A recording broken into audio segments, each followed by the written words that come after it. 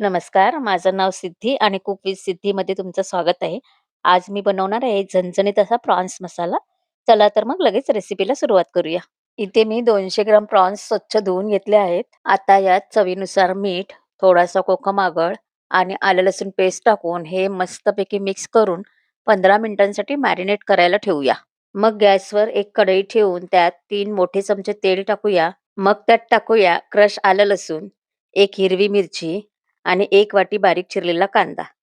आता हे सर्व कांदा लाल होईपर्यंत परतून घेऊया. कांदा लाल झाला की यात टाकूया 1 चमचा आलं लसूण पेस्ट, अर्धी वाटी बारीक चिरलेला टोमॅटो.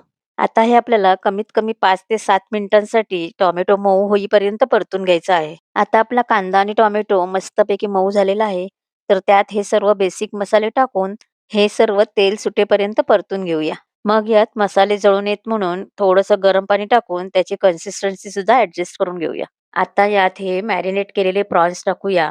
चवीनुसार मीठ, थोडंसं कोकम आगळ टाकूया आणि हे प्रॉन्स 5 ते 7 मिनिटांसाठी शिजवून घेऊया.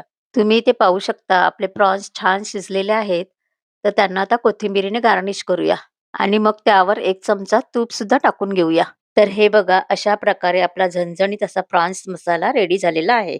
कशी वाटली तुम्हाला माझी आजची रेसिपी?